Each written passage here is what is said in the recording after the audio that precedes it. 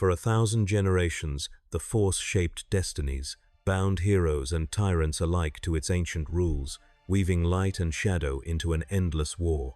But when a stranger arrived on the cursed sands of a Sith tomb world, reality itself bent around him. He walked untouched through storms of dark side energy that had consumed Jedi masters. He shattered armies without drawing a blade.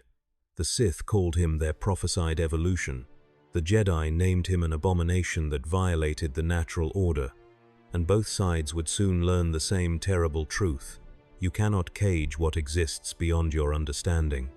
What happens when absolute strength enters a galaxy built on balance, and the strongest being alive answers to no one?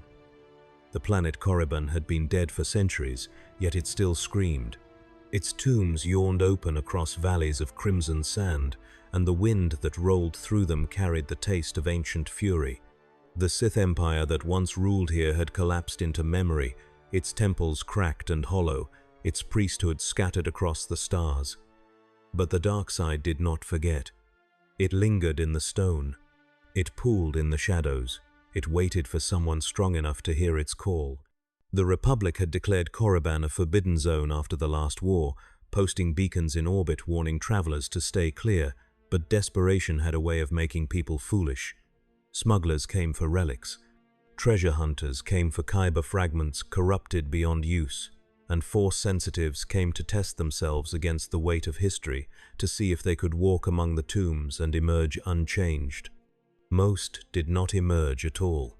The sky above Korriban was the color of old blood, streaked with clouds that moved too slowly, and the twin suns hung low on the horizon like dying eyes. The air shimmered with heat and something else, something that made the skin crawl and the mind hesitate. A freighter descended through the upper atmosphere, its hull scarred and patched, its transponder dead. It was not registered to any guild or faction. It did not respond to hails. It simply fell toward the surface, drawn by gravity and something deeper, until it landed in a clearing surrounded by broken statues and forgotten altars. The ramp lowered with a hiss of hydraulics, and a figure stepped into the light. He was tall, wrapped in dark fabric that billowed in the wind, and he wore a blindfold across his eyes that should have blinded him but clearly did not. His hair was white, stark against the crimson sky, and he moved with the kind of ease that suggested the universe had never once told him no. His name was Satoru Gojo, though the galaxy did not yet know it. He had crossed a threshold between worlds, pulled by a current he did not understand, and he had arrived in a place where the Force itself was sick with rage and hunger. He tilted his head, considering the ruins before him. "Interesting," he said aloud, his voice smooth and unbothered. "This place is filthy with cursed energy, or whatever you call it here." He took a step forward, and the air around him shifted. Reality bent slightly, as if reluctant to touch him. The sand beneath his boots did not rise in clouds. The wind did not reach his skin. He existed within a perfect sphere of controlled space, immune to the chaos pressing in from all sides. He could feel the weight of the dark side trying to crawl into his mind, whispering promises of power and visions of dominion, but it slid off him like water off glass. Gojo smiled. "You're going to have to try harder than that." Deeper in the Valley of the Dark Lords, something stirred. It had been waiting in the lowest chamber of an ancient tomb, sealed behind wards that had held for 1,000 years, and it felt the arrival of the stranger like a rupture in the fabric of reality itself. The presence was wrong. It did not belong to the light or the dark. It existed outside the binary, untouched by the rules that governed the Force, and that impossibility was intolerable. The entity that waited in the tomb had once been a Sith Lord, though its name had been erased from every record, its legacy reduced to rumor and forbidden scripture. It had pursued immortality through rituals so vile that even the Sith Empire had condemned it, and it had succeeded in a way that cursed it forever. It no longer had a body. It was pure will, pure hunger, bound to the dark side and sustained by the suffering of those who wandered too close. And now it sensed prey unlike any it had encountered before. The wards began to crack. Gojo walked through the ruins as if he were strolling through a garden, pausing occasionally to examine a statue or a pillar etched with ancient script. He did not read the language, but he understood intent. These inscriptions were warnings. They spoke of trials and punishments, of power earned through pain, of strength forged in domination. It was a philosophy he found profoundly boring. Power was not something you earned through suffering. It was something you were born with, something you refined, something you wielded with absolute certainty. The idea that you had to crawl through darkness to prove yourself worthy was a crutch for the weak. He reached a stone archway that led down into shadow, and he stopped. The darkness below was not natural. It moved. It breathed. It wanted him to descend. "Sure," Gojo said lightly. "Why not?" He stepped through the archway, and the temperature dropped 20 degrees in an instant.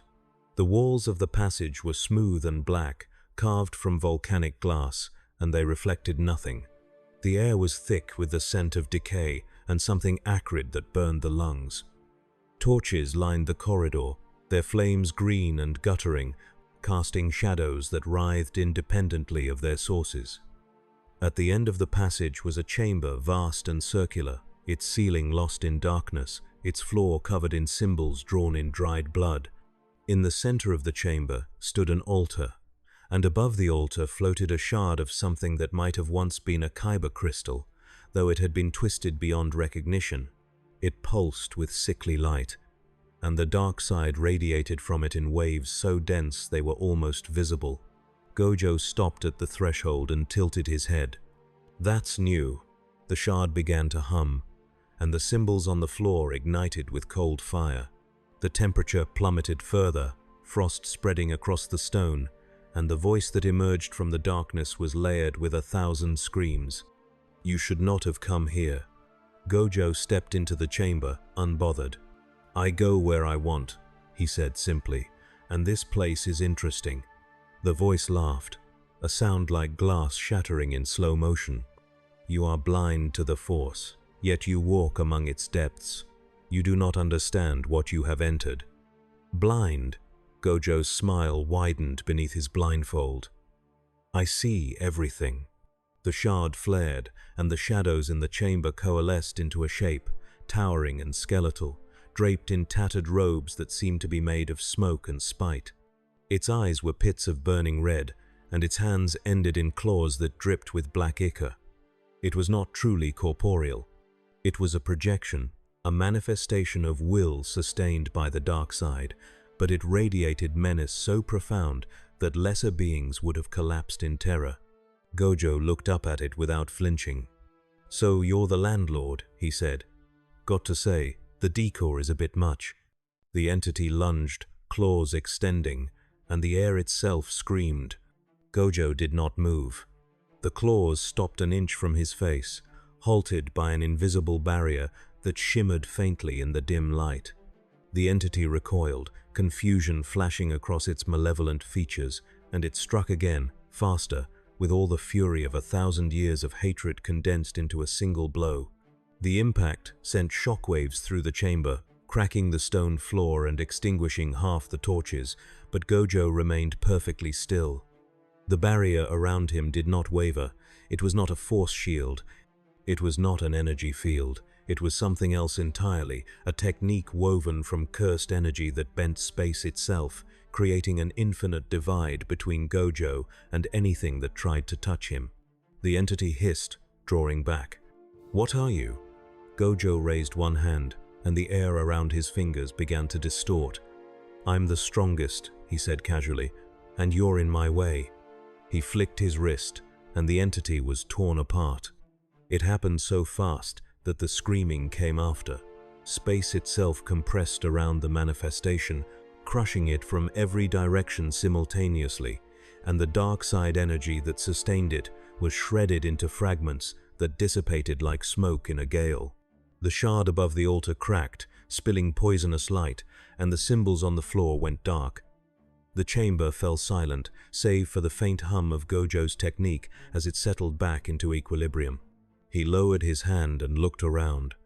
"Guess that's one problem solved." But the silence did not last.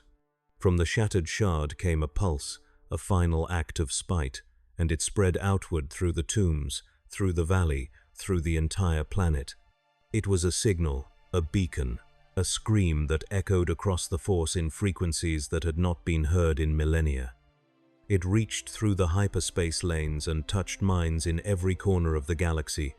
Jedi on distant temple worlds woke from meditation with sudden dread.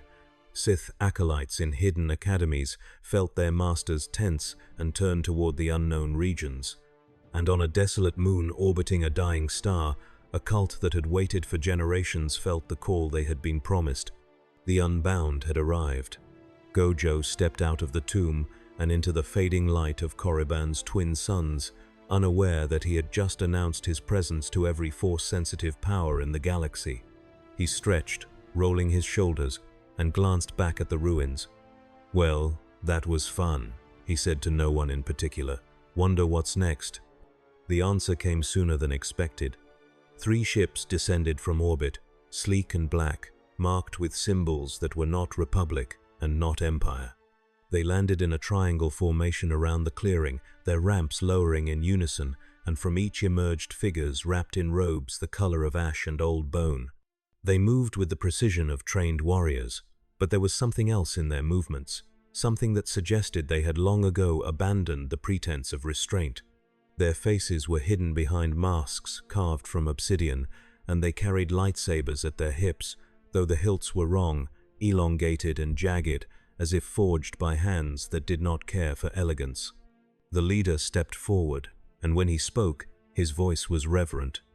"Unbound One, we have waited for you." Gojo tilted his head, curious. "Have you now?" The leader knelt, and the others followed. The prophecy spoke of one who would shatter the chains of the Force, who would exist beyond light and dark, who would bring the final evolution. "You are he." Gojo considered this, then laughed. "Prophecy. Right. Sorry to disappoint, but I'm not here to fulfill anyone's destiny.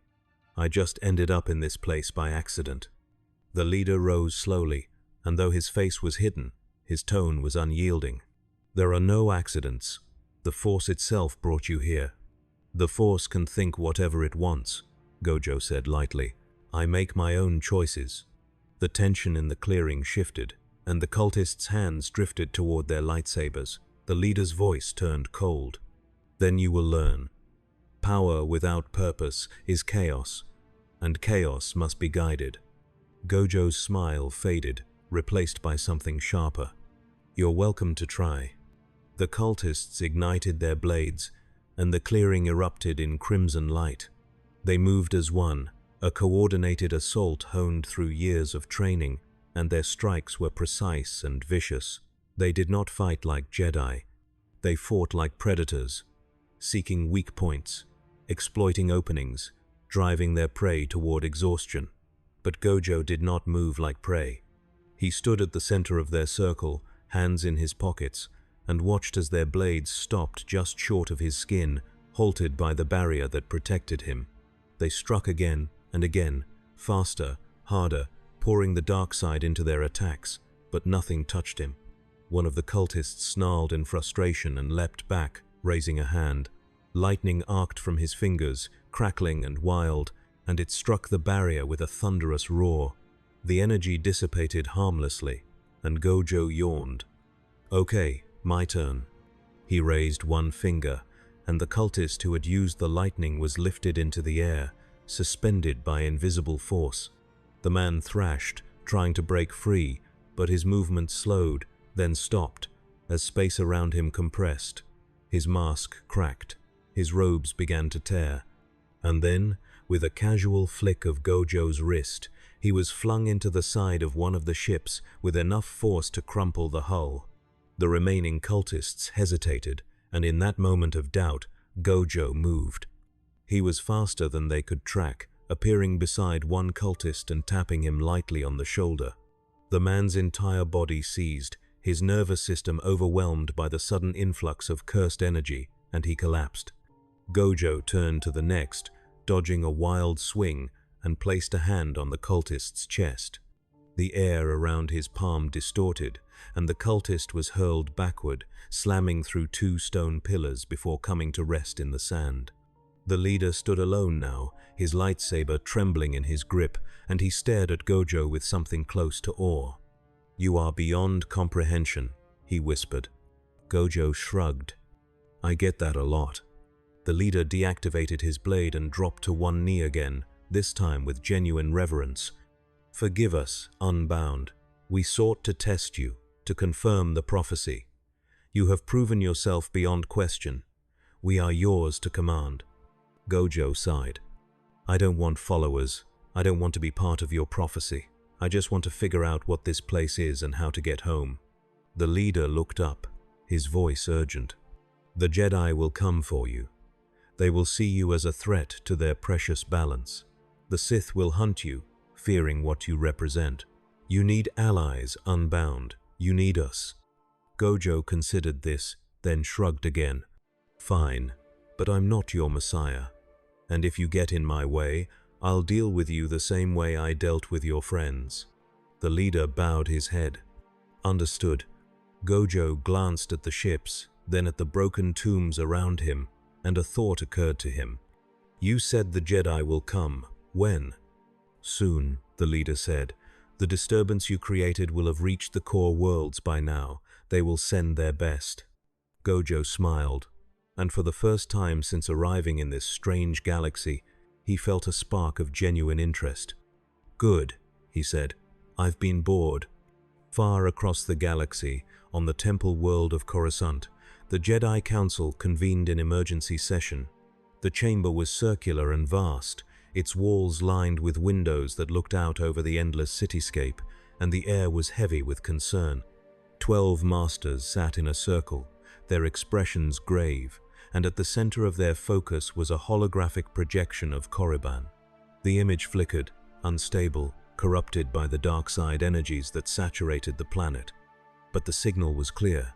Something had happened in the Valley of the Dark Lords, something that had sent a shockwave through the Force powerful enough to be felt across light years. Master Yoda, oldest among them, leaned forward on his cane, his eyes half closed. "A disturbance there is. Unlike any before." Master Mace Windu, his face stern and unyielding, nodded. "We felt it. A presence, powerful and alien. It does not align with the light or the dark. It simply exists, outside the Force's natural flow." Another master, a Twi'lek named Shark T, spoke softly. "Could it be a Sith weapon? Something they have unearthed from the tombs?" Windu shook his head. "No, this is not the Sith. Whatever this is, it predates them, or it comes from somewhere beyond our understanding." Yoda's ears twitched. "Send a team, we must. Investigate this anomaly. Understand it before it spreads." Windu stood, his hand resting on the hilt of his lightsaber. "I will go myself. If this is a threat to the Order, I need to see it with my own eyes." Yoda nodded slowly. "Careful. You must be, Mace. Strong in the Force this presence is, but twisted, wrong. Trust not what you see." Windu bowed. "I understand, Master." He turned and left the chamber, his robes sweeping behind him, and as he walked through the temple corridors, he reached out with the Force, trying to touch the disturbance they had all felt. It was like reaching into static, into a void that pushed back with equal force. Whatever had arrived on Korriban was not just powerful, it was incomprehensible, and that made it the most dangerous thing the Jedi had faced in a generation. Windu boarded a Republic cruiser with a small strike team, 3 Jedi Knights chosen for their skill and discipline, and they departed Coruscant within the hour. The journey to Korriban would take 2 days through hyperspace, and Windu spent that time in meditation, preparing himself for what lay ahead. He had faced Sith lords and dark side abominations. He had walked through tombs saturated with ancient evil. But this felt different. This felt like standing at the edge of an abyss and realizing the abyss was looking back. When they emerged from hyperspace above Korriban, the sight that greeted them was unsettling. The planet looked the same as it always had, barren and lifeless, but the force around it was in turmoil. Waves of dark energy pulsed from the surface, colliding with something else, something that resisted and disrupted them. It was as if two opposing forces were grinding against each other, and the friction was tearing reality at the seams. Windu gave the order, and the cruiser descended. They landed near the Valley of the Dark Lords, and as they disembarked, the air hit them like a physical blow. The dark side was thick here, oppressive, but there was another presence now, sharp and cutting, like a blade held against the throat of the Force itself.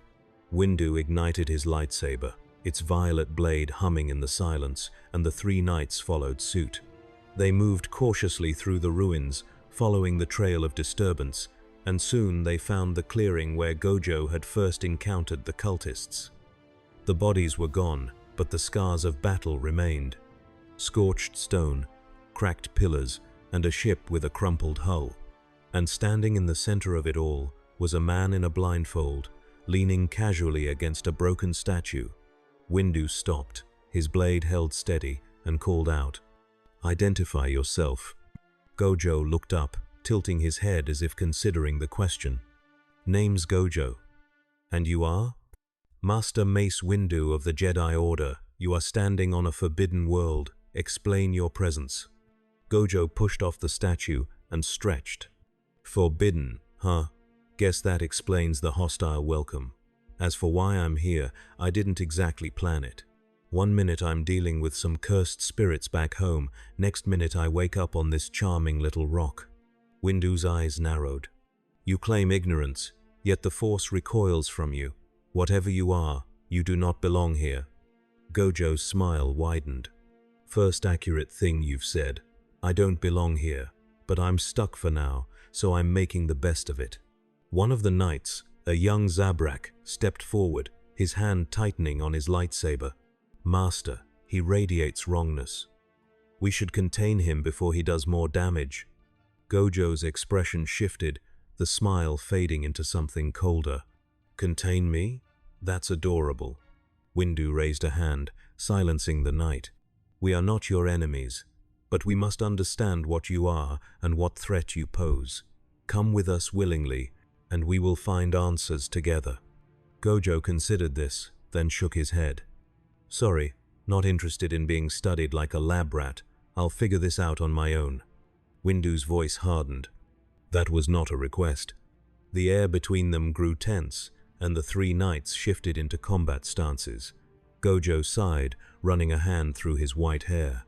"You really don't want to do this?" Windu's blade rose. "We will do what we must." The Zabrak knight moved first, leaping forward with his lightsaber raised, and his strike was fast and precise, aimed at Gojo's shoulder. The blade stopped an inch from contact, halted by the invisible barrier, and the knight's eyes widened in shock.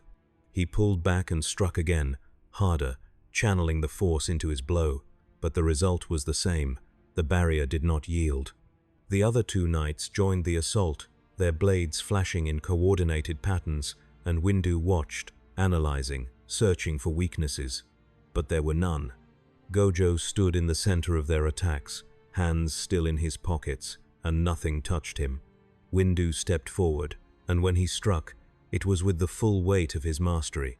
His blade moved faster than thought, guided by the Force, and the power behind it could have shattered stone. But it stopped, just like the others, and Windu felt the barrier push back against him, an infinite resistance that defied comprehension. He deactivated his lightsaber and stepped back, his mind racing. "What is this technique?" Gojo shrugged. "Just a little something I developed. It's called infinity. Space bends around me, creating an infinite distance between me and anything that tries to touch me. The closer you get, the slower you move. You'll never reach me." Windu's expression darkened. "Then how do you expect us to trust you? You are untouchable, unreadable, and you stand in the heart of the dark side without corruption. You are an anomaly that defies the natural order." Gojo's smile returned, but it was sharper now.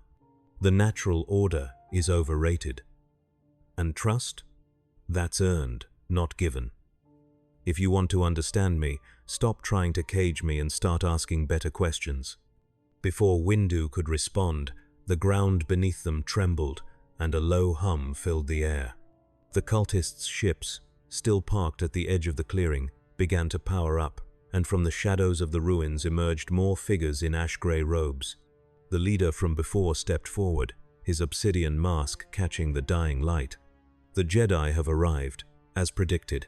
Unbound, we stand ready to defend you." Gojo groaned. "I told you I don't need defending." The leader ignored him, turning to Windu. "You are too late, Jedi. The prophecy is fulfilled. The Unbound will shatter your order and bring true freedom to the Force." Windu's hand went to his lightsaber again. "Stand down. This does not have to end in violence." The cultists ignited their blades, crimson light flooding the clearing. "It already has." Gojo stepped between them, raising one hand. "Okay, everyone calm down. I'm not interested in prophecies, and I'm definitely not interested in a war. So how about we all take a breath and figure this out like reasonable people?" The cultist leader tilted his head. "You do not command us, Unbound. We serve the vision, not the man." Gojo's expression went flat. "Then you're idiots." He snapped his fingers, and the cultist leader was lifted into the air, suspended by invisible force. The others rushed forward, but Gojo moved faster, appearing among them in a blur of motion. He tapped one on the forehead, and the man crumpled. He redirected another's strike with a casual gesture, sending the cultist spinning into his comrades. Within seconds, the entire group was on the ground, unconscious or groaning in pain. Gojo turned back to Windu, brushing off his hands. "There, problem solved." Windu stared at him, his mind struggling to process what he had just witnessed. The speed, the precision, the absolute control. This was not the Force. This was something else, something that operated on fundamentally different principles.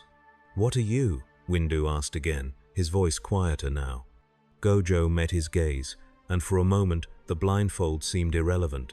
It was as if Windu could feel the weight of those hidden eyes, sharp and infinite. "I'm someone who doesn't play by your rules," Gojo said. "And that scares you. But it doesn't have to. I'm not your enemy, Windu. I'm just passing through." Windu lowered his lightsaber, though he did not deactivate it. "If that is true, then come with us. Help us understand. If you truly mean no harm, the Council will see that." Gojo considered this, then shook his head. "I've dealt with enough councils and authorities to know how that story ends. Thanks, but I'll pass." He turned to leave, and Windu called out, "Then where will you go?" Gojo paused, glancing back over his shoulder. "Wherever I want. That's the benefit of being the strongest. No one gets to tell me otherwise." He walked into the ruins, and the Jedi did not follow. Windu stood in the clearing, watching him disappear into shadow, and he felt a deep unease settle into his chest. This being, this Gojo, represented a paradigm shift. He existed outside the Force's framework, immune to its influence, untouchable by its laws. And if the dark side could not corrupt him and the light could not guide him, then what role did the Jedi have in stopping him? Windu deactivated his lightsaber and turned to his team. "We return to the ship. The Council needs to hear this." As they walked back through the valley, one of the knights spoke hesitantly. "Master, should we pursue him?" Windu shook his head. "No, we are outmatched, and I am not certain he is an enemy. But we must prepare for the possibility that he becomes one." The journey back to Coruscant was silent, and when Windu stood before the Council once more, the weight of his report hung heavy in the chamber. Yoda listened, his ancient eyes unreadable, and when Windu finished, the old master sighed. "A storm, this is, one we cannot see the end of." Windu nodded. "What do we do, Master?" Yoda's gaze drifted to the windows, to the endless city beyond. "Watch, wait, and hope the Force has a plan we do not yet understand." But hope, as they would soon learn, was a fragile thing in the face of absolute power. Meanwhile, Gojo had left Korriban behind, commandeering one of the cultists' ships and setting a course for the nearest inhabited system. The ship's navigation computer was limited, but it gave him enough information to understand the basics. He was in something called the Outer Rim, far from the centers of power, in a region dominated by smugglers, pirates, and fringe colonies. It was lawless, chaotic, and utterly fascinating. He set the autopilot and leaned back in the pilot's seat, staring out at the swirling tunnel of hyperspace. "So this is what they call the Force," he mused aloud. "A cosmic energy that binds everything together, light and dark in eternal struggle. Sounds exhausting." He thought about the Jedi he had met, their rigid codes and their fear of imbalance. He thought about the cultists and their obsession with prophecy. And he thought about the entity in the tomb, the one that had tried to dominate him with the weight of centuries. They were all trapped, he realized. Trapped by dogma, by destiny, by the very power they wielded. The Force was not freedom. It was a cage dressed up as enlightenment. And Gojo Satoru did not do cages. The ship emerged from hyperspace above a planet called Nar Shaddaa, a moon covered in cities stacked upon cities, neon lights bleeding into smog-choked skies. It was a place where credit spoke louder than laws, where violence was currency, and where no one asked questions if you paid enough. Gojo liked it immediately. He landed in a public dock and disembarked, stepping into the chaos of the lower levels. The streets were crowded with species he did not recognize, their voices blending into a cacophony of deals and threats. The air smelled of ozone and fried food, and everywhere he looked, he saw opportunity and danger in equal measure. He wandered through the markets, observing, learning. He watched a Rhodian haggle with a Twi'lek over a crate of blasters. He saw a group of Gamorreans shake down a shopkeeper for protection money. He noticed the way people moved when they sensed trouble, the way their hands drifted to concealed weapons. And he felt the Force, faint but present, woven into the fabric of the world. It was weaker here than on Korriban, diluted by technology and greed, but it still hummed beneath the surface. As he walked, he became aware that he was being followed. 3 figures, cloaked and careful, moving through the crowd with practiced ease. They were good, he'd give them that, but not good enough. He could sense their intent, sharp and hostile, and he smiled to himself. He turned down a narrow alley, and the 3 followed. When they were out of sight of the main street, they closed in, blocking both exits. One of them, a human with a scar across his face, drew a blaster and aimed it at Gojo's head. "Hand over your credits and anything valuable. No sudden moves." Gojo tilted his head. "Really? Mugging? That's the best you've got?" The man's finger tightened on the trigger. "I said no sudden moves."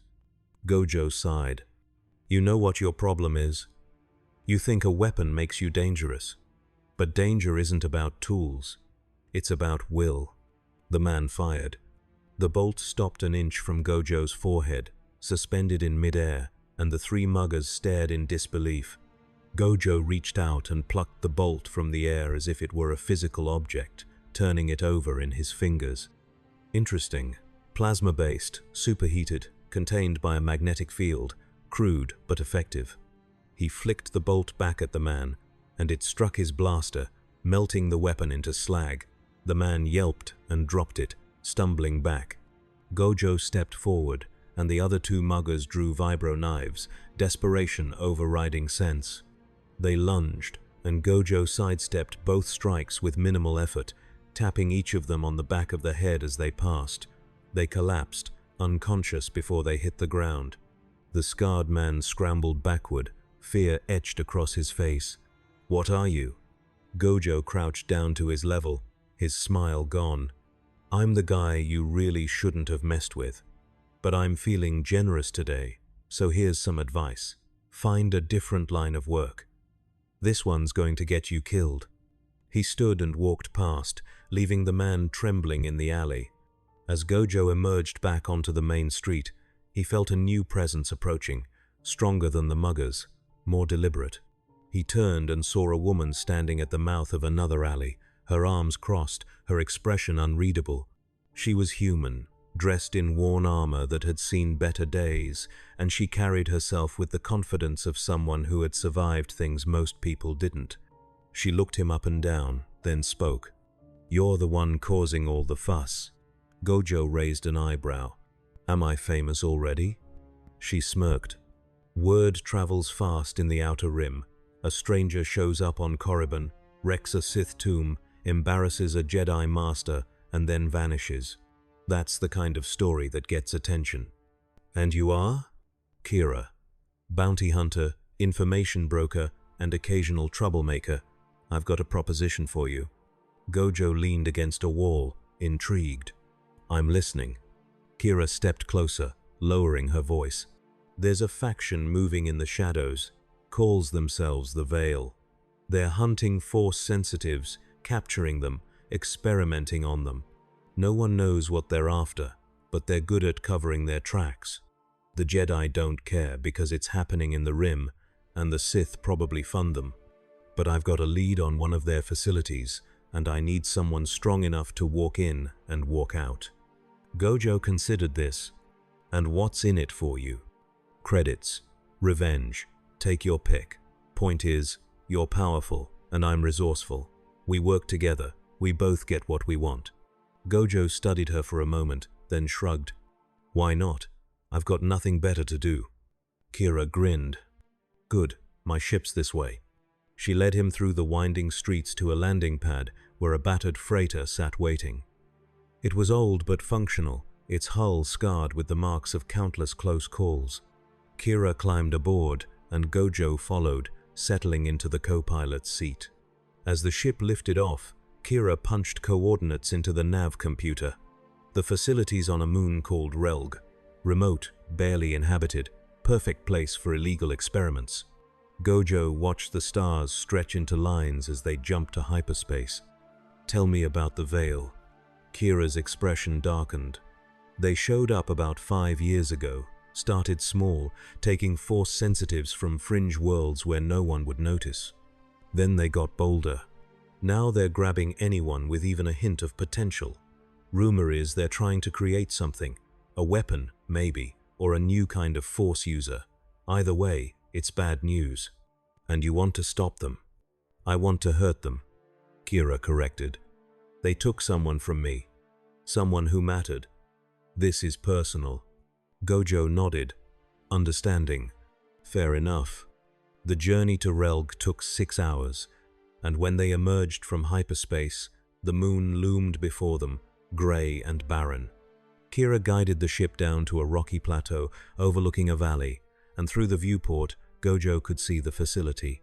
It was a sprawling complex of prefabricated structures and reinforced bunkers, surrounded by sensor towers and automated turrets. Guards patrolled the perimeter, and the whole place had the sterile efficiency of a military installation. Kira powered down the ship and turned to Gojo. "So what's the plan?" Gojo stood, cracking his knuckles. "I walk in, break things, and we see what happens." Kira blinked. "That's it? That's the plan?" Gojo grinned. "It's worked so far." Before she could argue, he vanished. One moment he was standing beside her, the next he was gone, and Kira stared at the empty space in disbelief. She looked out the viewport and saw him reappear on the plateau, walking casually toward the facility. "Unbelievable," she muttered, grabbing her blaster and following at a distance. Gojo reached the perimeter fence and examined it briefly. Electrified, reinforced, designed to keep intruders out. He placed a hand on it, and the current flowed harmlessly around his barrier. Then he pushed, and the fence collapsed inward as if made of paper. Alarms blared immediately, and guards rushed toward him, weapons raised. Gojo kept walking, unbothered, and when the first volley of blaster fire came, the bolt stopped in midair, suspended around him like frozen rain. He flicked his fingers, and the bolts redirected, striking the turrets and disabling them. The guards hesitated, confusion spreading through their ranks, and Gojo closed the distance in a heartbeat. He moved through them like a force of nature, tapping helmets and sending bodies flying, disarming weapons with gestures, and leaving chaos in his wake. Within minutes, the entire perimeter was clear, and Gojo stood at the entrance to the main building, waiting for Kira to catch up. She arrived, panting, and stared at the unconscious guards scattered around them. "You're insane." Gojo shrugged. "I'm efficient. Now let's see what they're hiding." They entered the facility, and the sterile corridors stretched before them, lit by harsh white lights. The walls were lined with doors marked with numbers and strange symbols, and the air was thick with the scent of antiseptic and something bitter. Kira led the way, following her mental map, and they descended deeper into the complex. They passed laboratories filled with equipment Gojo didn't recognize, holding cells with reinforced doors, and observation rooms with one-way glass. And then they found the testing chamber. It was a vast circular room, its floor covered in intricate patterns that pulsed with faint light. In the center stood a cylindrical tank filled with murky fluid, and inside the tank floated a figure, humanoid but wrong, its body covered in grafts and implants that glowed with unnatural energy. Kira stopped, her face pale. "What is that?" Gojo stepped closer, studying the tank. "An experiment. They're trying to merge technology with the Force. Crude, but ambitious." He placed a hand on the glass, and the figure inside twitched, its eyes snapping open. They were milky white, sightless, and filled with pain. It slammed against the glass, and the tank cracked. Gojo pulled back, frowning. "They're torturing it." Kira's hand tightened on her blaster. "We need to shut this down." Before they could act, a voice echoed through the chamber, calm and clinical. "I would not recommend that." They turned to see a man standing in the doorway, dressed in a white coat, his expression detached. Behind him stood a squad of heavily armed soldiers, their weapons trained on Gojo and Kira. The man stepped forward, his hands clasped behind his back. "You are trespassing on private property. Leave now, and we will overlook this intrusion." Gojo tilted his head. "And if we don't?" The man's smile was cold. "Then you will become subjects yourselves." Gojo's expression hardened, and the air around him began to shimmer. "Wrong answer." The soldiers opened fire, and the chamber exploded into violence. Bolts filled the air, ricocheting off Gojo's barrier and striking walls and equipment. Kira dove behind a console, returning fire, and the man in the white coat retreated, activating a control panel. The tank in the center of the room shattered, and the figure inside spilled onto the floor, convulsing. It rose slowly, its movements jerky and unnatural, and its eyes locked onto Gojo. The force around it was twisted, corrupted by the experiments, and it radiated pain and fury. It lunged, faster than anything that broken should move, and its claws extended, glowing with dark energy. Gojo caught its wrist mid-strike, holding it steady. "Easy there." The creature struggled, its strength immense, but Gojo's grip did not waver. He looked into its eyes and saw the remnants of a person, buried beneath layers of torment. "They did this to you," he said quietly, "and I'm sorry." He placed his free hand on its chest, and the cursed energy flowed through him, precise and surgical. It was not a technique meant for combat. It was meant for unraveling, for severing connections, for ending suffering. The creature shuddered, and the light in its eyes dimmed. It collapsed, lifeless, and Gojo lowered it gently to the ground. He turned to the man in the white coat, and his voice was ice. "You're done." The man backed away, fear finally breaking through his clinical facade. "You don't understand what we're trying to achieve. We're evolving the Force, transcending its limitations. You should be helping us, not destroying our work." Gojo stepped forward, and the man stumbled, falling to his knees. "Evolution isn't torture. And you're not a visionary. You're just another fool playing with power you don't understand." He raised a hand, and the man's eyes widened. "Wait." The floor beneath the man collapsed, space folding inward, and he was pulled into a singularity of compressed reality. When Gojo lowered his hand, there was nothing left but silence. Kira emerged from cover, her expression shaken. "That was brutal." Gojo looked at her, his face unreadable. He had it coming. She didn't argue. They spent the next hour setting charges throughout the facility, rigging it to collapse, and as they boarded Kira's ship, Gojo watched the complex explode behind them, flames and debris swallowed by the barren landscape. Kira set a course away from Relg, and as the moon shrank in the viewport, she glanced at Gojo. "So what now?" Gojo leaned back in his seat, eyes closed. "Now? I keep moving, keep learning, until I figure out how to get home." Kira nodded slowly. "And if you can't?" Gojo's smile returned, faint but genuine. "Then I guess I'll just have to make this galaxy a little more interesting." As the ship jumped to hyperspace, neither of them noticed the small probe that detached from the wreckage of the facility, its signal broadcasting across the outer rim. The veil had been dealt a blow, but they were far from finished. And now they knew that something unprecedented had entered the galaxy. Something that could not be controlled. Something that could not be stopped. And in the deepest shadows of the unknown regions, ancient powers stirred, sensing the arrival of a being who defied the very foundations of their reality. The Sith would come, the Jedi would come, and the galaxy, balanced on the edge of a knife for so long, would finally tip into chaos. Because Gojo Satoru had arrived, and nothing would ever be the same.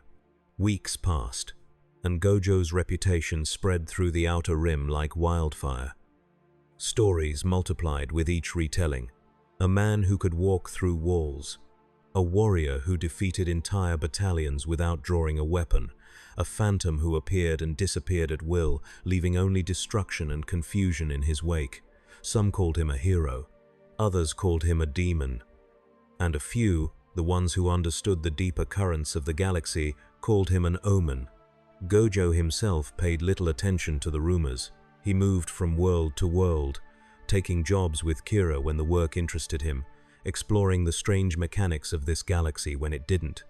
He studied the Force from a distance, observing how it flowed through living beings, how it shaped destiny and probability, how it created patterns of light and dark that repeated across generations. It reminded him of cursed energy in some ways, a universal field shaped by emotion and intent, but it was more rigid, more dogmatic. The Force demanded balance. Cursed energy simply existed.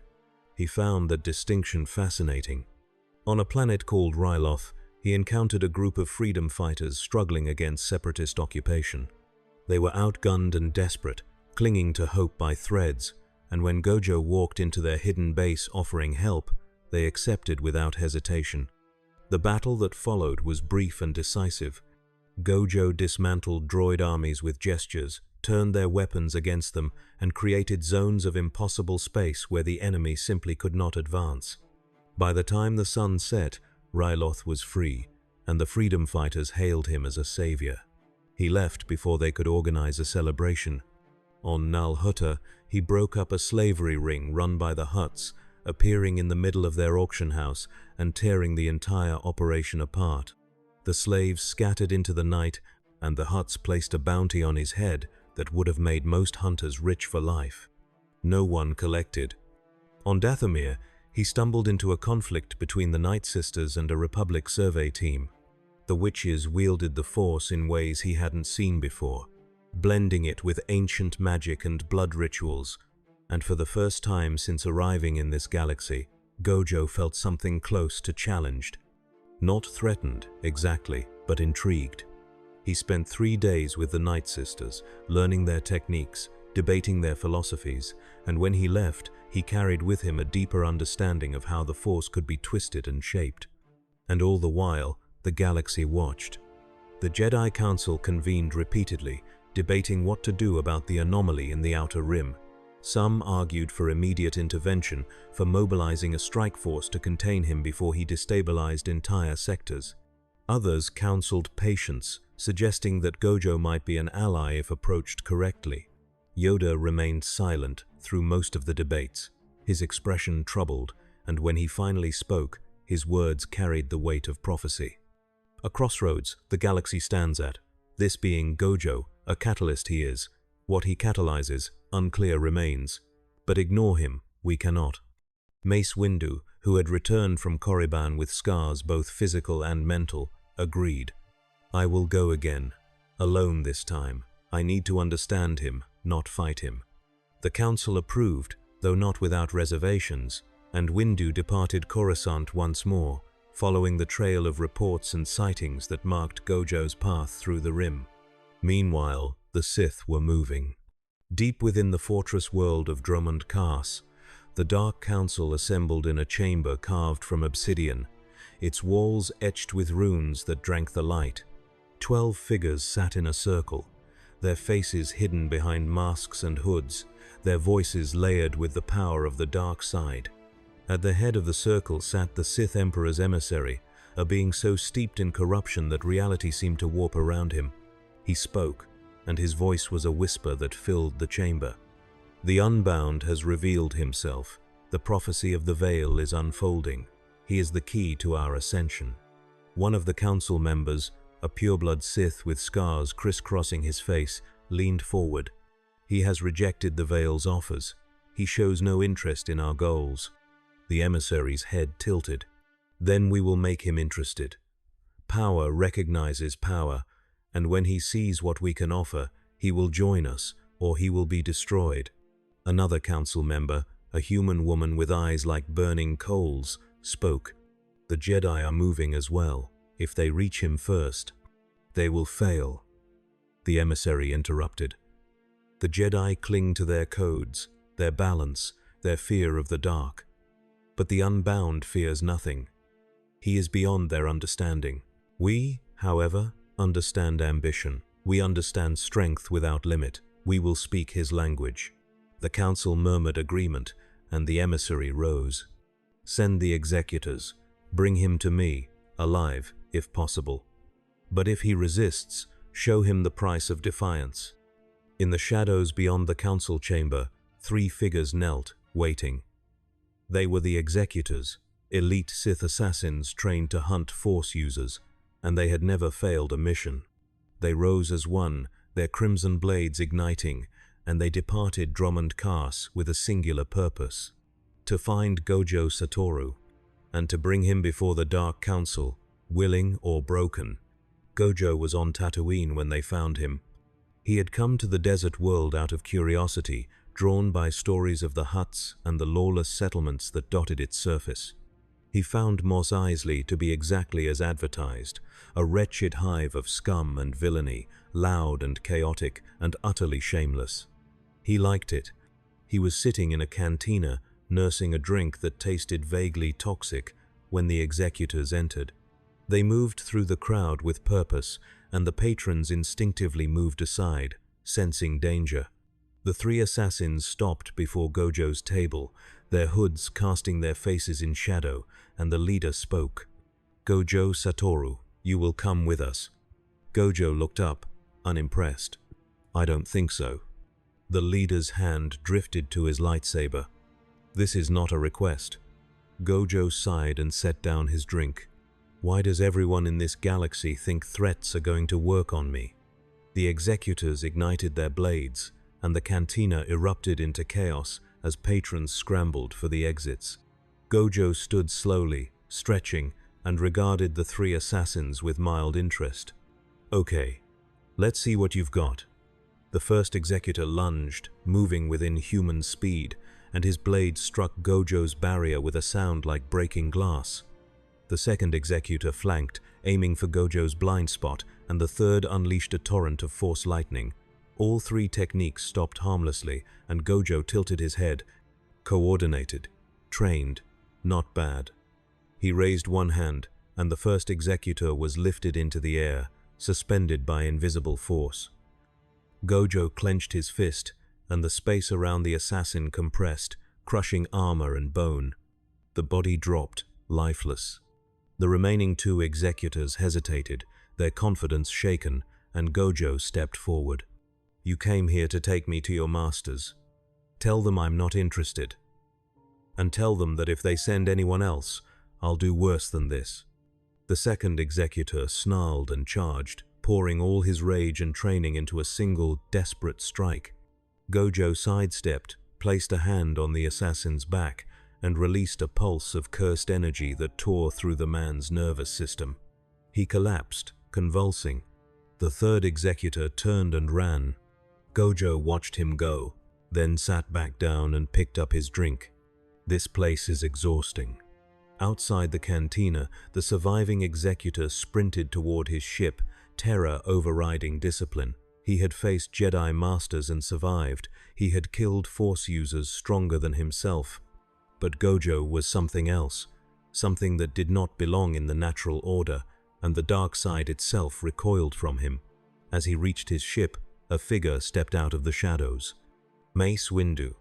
The executor froze, his hand on his lightsaber, and Windu raised a hand. "I am not your enemy today. I only want information." The executor's voice was hoarse. "He is beyond you, beyond all of us. The dark side cannot touch him. The light side cannot guide him. He is the end of the Force." Windu's expression darkened. "Where is he?" The executor pointed toward the cantina, then collapsed from shock and exhaustion. Windu approached the cantina cautiously, his senses extended, and he felt the ripple of wrongness emanating from within. He entered, and his eyes found Gojo immediately, sitting alone at a table, surrounded by overturned chairs and shattered glass. Gojo looked up and smiled. "Master Windu, back for round 2. Windu crossed the room and sat down across from him. "I am not here to fight. I am here to talk." Gojo raised an eyebrow. "That's a first. Go ahead." Windu leaned forward, his voice low and intense. "You are disrupting the balance of the galaxy. Every action you take sends ripples through the Force, creating chaos. The Jedi cannot ignore you. The Sith will not stop hunting you. And the longer you remain here, the more damage you will cause." Gojo's smile faded. "Damage? I've stopped slavers, freed planets, and shut down torture facilities. If that's damage, then your balance is broken." Windu's jaw tightened. "You do not understand the consequences of your actions. The Force is not a tool to be wielded carelessly. It is a living current, and when you disrupt it, you endanger everything." Gojo leaned back, his tone colder now. "The Force is a cage, Windu. It binds people to roles, to destinies they never chose. Light and dark, Jedi and Sith, all of it is just a system designed to maintain control. And I don't do cages." Windu stared at him, and for a moment, he saw past the arrogance, past the power, to the truth beneath. Gojo believed what he was saying. He genuinely saw the Force as a limitation, a restriction on freedom. And that belief made him more dangerous than any Sith Lord, because he was not seeking to conquer the galaxy. He was seeking to break it. Windu stood, his expression grave. "Then you leave me no choice. The Council will declare you a threat, and the Jedi will act." Gojo stood as well, meeting his gaze. "Do what you have to. But understand this, Windu. I didn't come here to fight your wars. But if you push me, I will end them, permanently." The two stared at each other, the weight of inevitability hanging between them, and then Windu turned and walked away. As he left the cantina, he reached out to the Force, seeking guidance, seeking clarity. But all he felt was static, a void where certainty should have been. For the first time in his life, Mace Windu did not know what the future held. And that terrified him. Back in the cantina, Gojo sat alone, staring at his drink. He had not wanted this.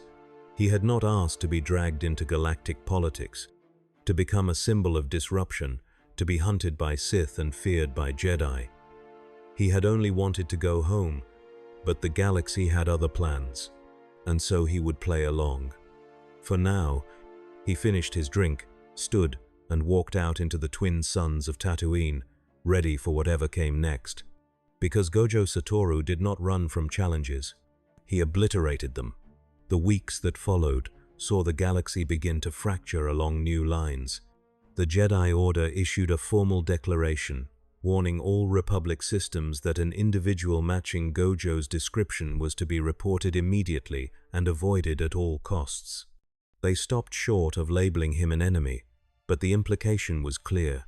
He was a destabilizing force, and the Order would contain him if given the opportunity.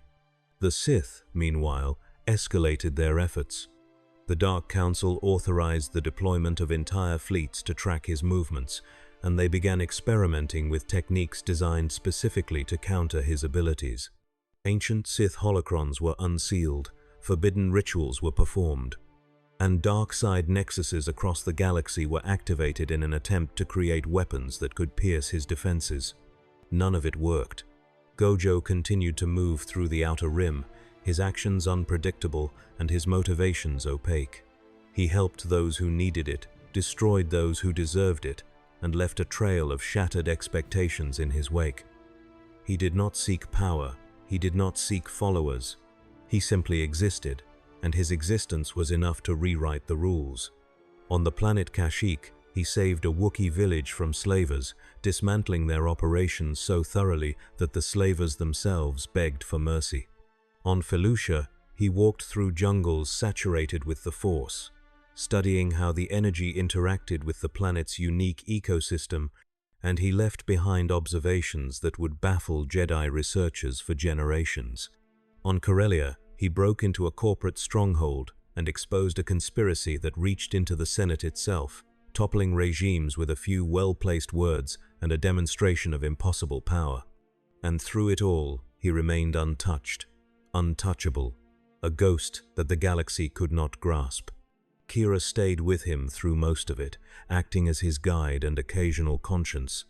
She did not fully understand him, and she suspected no one ever would, but she had come to respect him. He was arrogant, yes, and reckless, but he was also honest in a way that the galaxy rarely allowed. He did not lie about his strength. He did not pretend to be something he wasn't, and he kept his promises even when it cost him. One night, as they sat in her ship orbiting a nameless moon, she asked him a question that had been weighing on her. "Do you miss it, your home?" Gojo was silent for a long moment, staring out at the stars. "Yeah," he said finally, "I do. But not for the reasons you'd think." "What do you mean?" He turned to her, his expression unusually serious. "Back home, I knew my place. I was the strongest, and that came with responsibilities, students who needed me, threats that only I could handle. Here, I'm just adrift. Powerful, sure, but without purpose." Kira frowned. "You've helped a lot of people since you arrived. Doesn't that count?" Gojo smiled faintly. "Maybe, but it's not the same. Helping people here feels random. Back home, it felt like I was part of something bigger." Kira leaned back, considering this. "Then maybe you need to find a bigger purpose, something worth fighting for." Gojo chuckled. "In this galaxy, good luck. Everyone's too busy fighting each other to notice the real problems." Before Kira could respond, the ship's sensors began to scream. She lunged for the controls, her eyes widening as she read the data. "We've got company. Big company." Gojo stood, moving to the viewport, and his expression shifted. Emerging from hyperspace around them was a fleet. Not a small task force, not a patrol group, but an entire armada. Dozens of ships, ranging from frigates to battlecruisers, all marked with the insignia of the Sith Empire. They moved with precision, forming a blockade around the moon, cutting off every escape route. Kira's hands flew over the controls, trying to find a gap, but there was none. "We're trapped." Gojo's smile returned, sharp and dangerous. "No, they are." A transmission came through, and the main view screen flickered to life. A figure appeared, robed in black, his face pale and gaunt, his eyes burning with the light of the dark side. He was old, impossibly old, and the Force radiated from him like heat from a sun. "Gojo Satoru," the figure said, his voice like gravel. "I am Darth Mortis, Dark Lord of the Sith. You have eluded us long enough.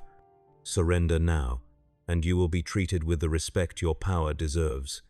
Resist, and we will show you what true strength looks like." Gojo stepped closer to the screen, his posture relaxed. "You brought a fleet to take me in? I'm flattered. But you should know, numbers don't mean much to me." Mortis's expression did not change. "You are strong, unbound. perhaps the strongest being I have encountered, but you are not invincible. We have studied you. We know your limits." Gojo laughed. "Do you? That's cute. Tell you what, Mortis, come at me with everything you've got. And when you fail, maybe you'll understand why I don't play by your rules." Mortis's eyes narrowed, and he gestured. The fleet opened fire. Turbo laser bolts filled the space around Kira's ship, a storm of green and red light that would have vaporized any vessel in seconds. Kira screamed and dove for cover, but Gojo simply raised a hand. The bolts stopped. All of them. Hundreds of projectiles hung frozen in space, suspended by an invisible force, and the fleet's firing ceased, confusion spreading through their ranks. Gojo stepped out of the ship, walking into the vacuum of space as if it were solid ground, and he stood before the armada, a single figure against a wall of steel and fury. He spread his arms wide, and his voice carried across the void, amplified by cursed energy. "You wanted to see my limits? Let me show you something better. Let me show you what happens when limits don't exist." He clapped his hands together, and the space between the fleet began to collapse. It was not an explosion. It was the opposite. Reality folded inward, creating a singularity that pulled at the ships with irresistible force. Frigates were dragged toward the center, their hulls groaning and buckling. Cruisers fired their engines at full power, trying to escape, but the pull was too strong. And at the heart of it all stood Gojo, calm and untouchable, conducting the chaos with gestures. Mortis watched from his flagship, his confidence crumbling, and he reached for the Force, pouring all his power into a counterattack. He unleashed a wave of dark side energy, a storm of hatred and malice refined over centuries, and it struck Gojo with the force of a collapsing star. Gojo felt it, absorbed it, and then smiled. Not bad, but not enough. He flicked his wrist, and the wave reversed, slamming back into Mortis with twice the strength. The Sith Lord staggered, his flagship rocking, and alarms blared across the bridge. Mortis snarled, his composure shattered. "Retreat! All ships, retreat!" The fleet broke formation, scrambling to escape, and Gojo watched them go, satisfied. He had made his point. He did not need to destroy them. He only needed to show them that they were irrelevant. As the last ship jumped to hyperspace, Gojo turned and walked back to Kira's ship, stepping through the airlock as if he had simply been out for a stroll. Kira stared at him, speechless. You just fought an entire fleet, alone, and won." Gojo shrugged. "They made it easy." She shook her head, laughing despite herself. "You're insane." "Probably," Gojo admitted, "but at least I'm entertaining." As the ship jumped to hyperspace, leaving the nameless moon behind, Gojo settled into his seat and closed his eyes. He had survived another confrontation, proven his strength once again, but the hollow feeling in his chest remained. Power without purpose was still just power, and he was beginning to wonder if this galaxy had anything to offer him beyond endless conflict. Meanwhile, on Coruscant, the Jedi Council received reports of the battle, and the chamber fell into stunned silence. Yoda's ears drooped, and his voice was heavy. "A turning point, this is. No longer can we wait. Act we must." Mace Windu stood, his face grim. "Then we mobilize. We find him, and we end this before the entire galaxy tears itself apart." But even as he spoke, doubt gnawed at him. Could they end it? Or would they only make things worse? The galaxy held its breath, waiting for the answer. And in the void between stars, Gojo Satoru smiled. Because the storm was just beginning. The confrontation above the nameless moon sent shockwaves through every major power in the galaxy. The Sith fleet returned to Dromund Kaas in tatters, their pride shattered, and Darth Mortis was summoned before the Dark Council to explain his failure. He knelt in the obsidian chamber, head bowed, as the Emperor's emissary loomed over him. "You promised us the unbound," the emissary hissed. "You brought us humiliation." Mortis did not lift his head. "He is beyond conventional warfare, my lord. His power does not obey the laws of the Force. We need a different approach." The emissary leaned closer, his voice dropping to a whisper. "Then find one, or join the failures who came before you." Mortis was dismissed, and as he left the chamber, he knew that his next move would determine whether he lived or died. The Sith did not tolerate weakness, and he had shown weakness before the entire Empire. He would not make that mistake again. On Coruscant, the Jedi Council convened in emergency session for the third time in as many weeks. The chamber was tense, filled with voices raised in debate, and Master Yoda sat at the center, listening to the storm.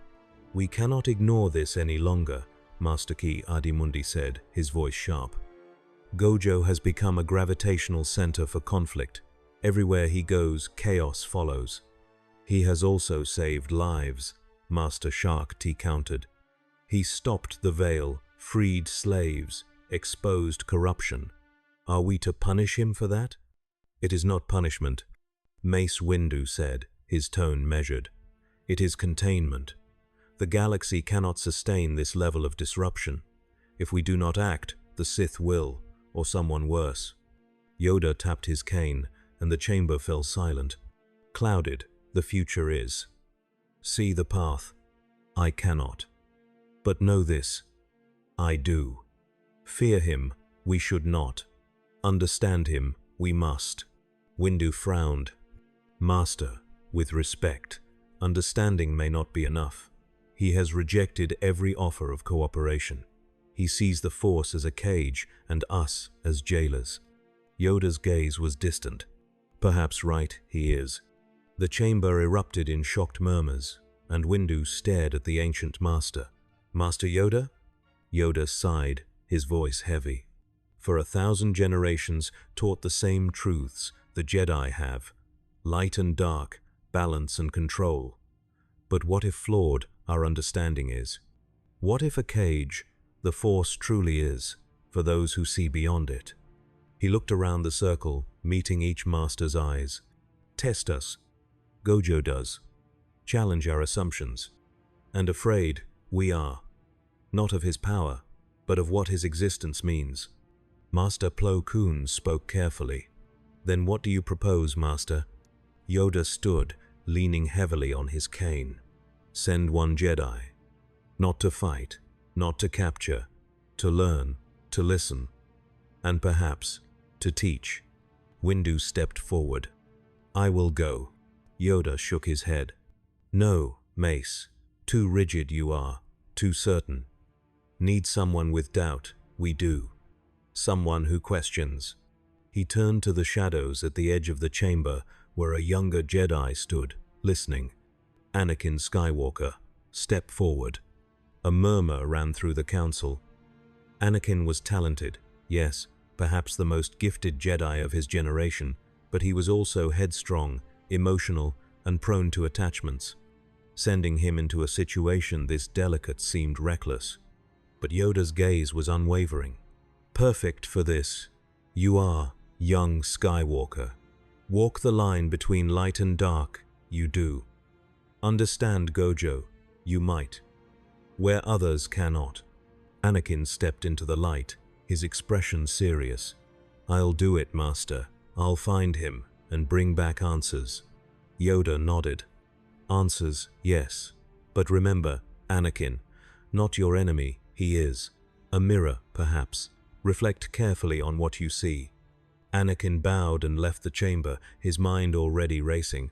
He had heard the stories about Gojo, the impossible feats, the defiance of the natural order. Part of him was intrigued, another part was wary, and a third part, buried deep, envied the freedom that Gojo seemed to possess. As he boarded his starfighter and set a course for the Outer Rim, he wondered what kind of person he would find, and whether he would return the same. Gojo was on the planet Ord Mantell when Anakin found him.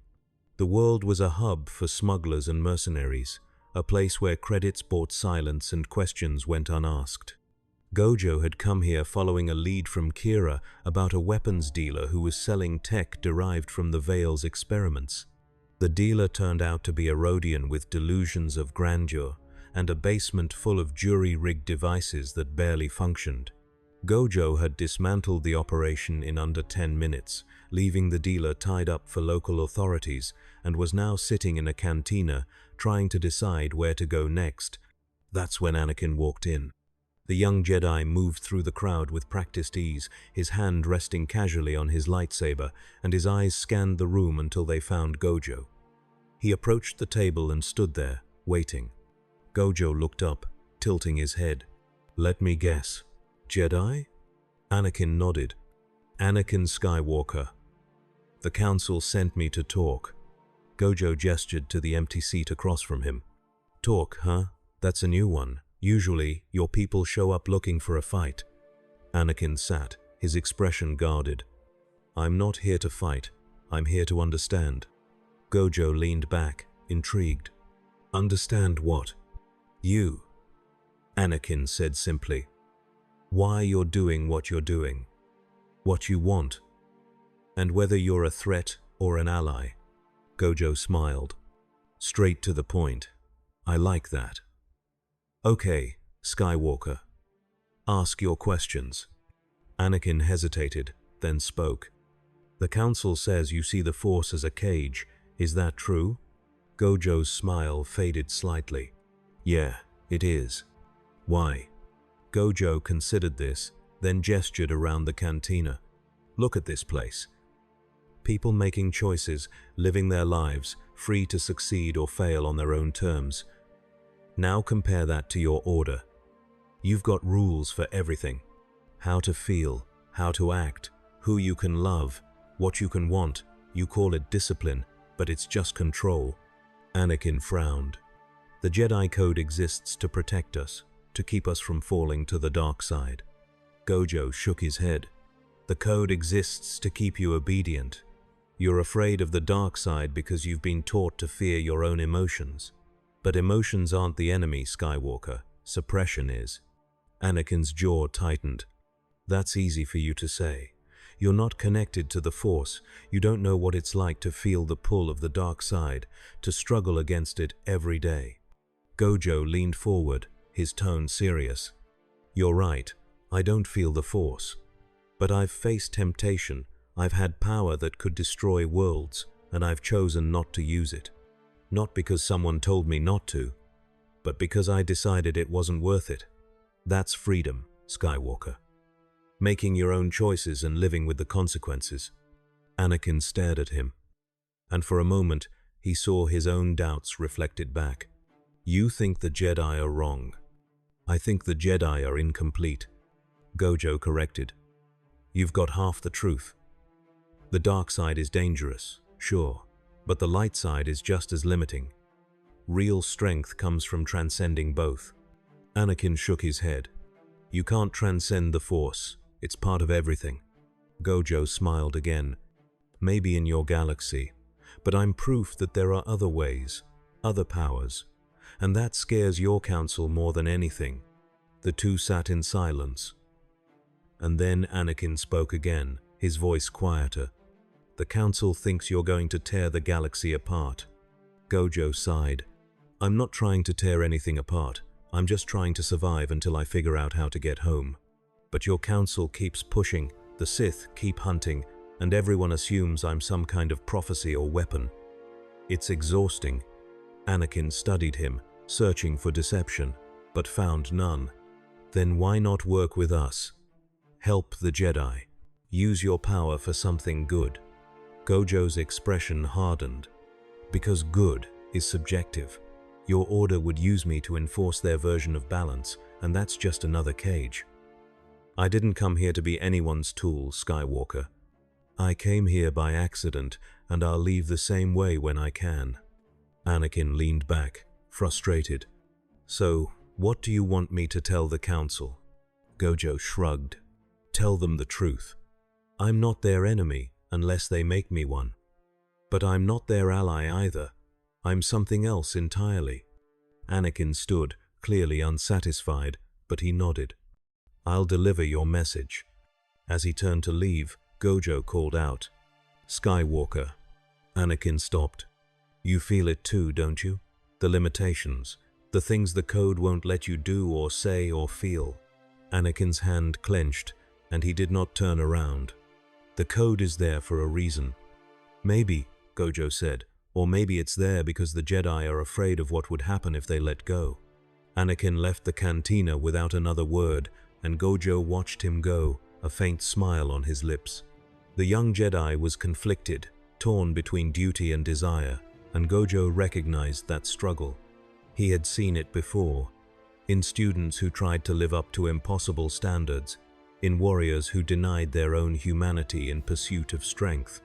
Anakin Skywalker was a powder keg, and the galaxy was full of sparks. Anakin's report to the council was brief and honest. He described his conversation with Gojo, relaying the man's words without embellishment, and when he finished, the chamber was silent. Yoda's ears drooped. As I feared, a mirror he is, reflecting our flaws. Windu's expression was grim. Then what do we do? We cannot allow him to continue unchecked. Yoda tapped his cane. Contain him, we cannot. Fight him, we should not. But watch him, we must, and learn, perhaps, from what he shows us. The council reluctantly agreed, though the unease in the chamber was palpable. And far from Coruscant, in the depths of the unknown regions, an ancient presence stirred. It had been watching, waiting, observing the ripples that Gojo's arrival had created. It was older than the Sith, older than the Jedi, a fragment of the Force's primordial will, and it had seen civilizations rise and fall across eons. And now it sensed something new, a being who existed outside the cycle, who defied the balance, who could tip the scales in ways that even the Chosen One could not. It reached out, sending tendrils of awareness across the galaxy, and it whispered a single command: "Bring him to me." In the shadows, servants stirred, and the galaxy, already fracturing, began to crack.